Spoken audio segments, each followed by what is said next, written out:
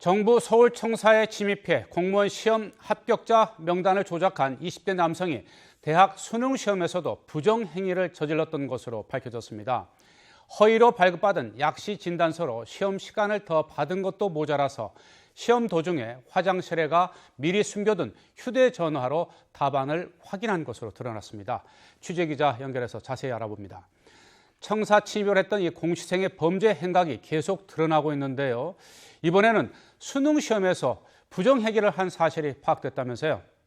네, 그렇습니다. 경찰청은 구속된 26살 송모 씨가 지난 2011년도와 2012년도 대학 수능 시험에서 부정행위를 저질렀다고 밝혔습니다. 의사를 속여 허위로 발급받은 약시 진단서로 일반 응시생보다 1.5배 더 긴 시험 시간을 받았습니다. 송 씨는 지난 2010년 제주에 있는 모 대학에 입학했는데요. 서울에 있는 이른바 명문대학에 가기 위해 저시력 특별 대상자 규정을 악용한 것으로 파악됐습니다. 특히 2011년도 수능시험에선 휴대전화로 답안을 몰래 확인하는 대담함까지 보였습니다.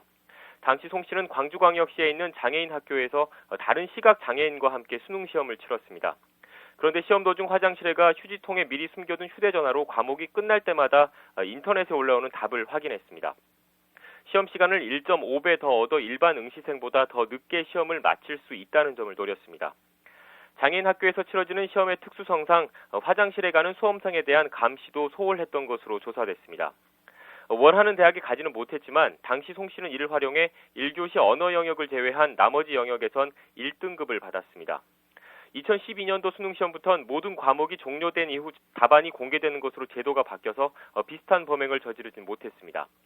경찰은 다만 송 씨가 사설학원에서 훔친 1차 시험지를 공유한 추가 부정행위자는 없는 것으로 파악했다고 밝혔습니다.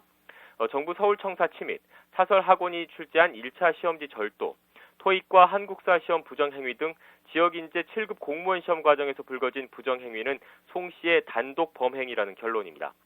경찰은 이에 따라 오늘 송 씨를 기소 의견으로 검찰에 송치하고 추가로 드러난 수능시험 부정행위 등에 대한 보강 조사를 하고 있습니다. 지금까지 경찰청에서 YTN 강준원입니다.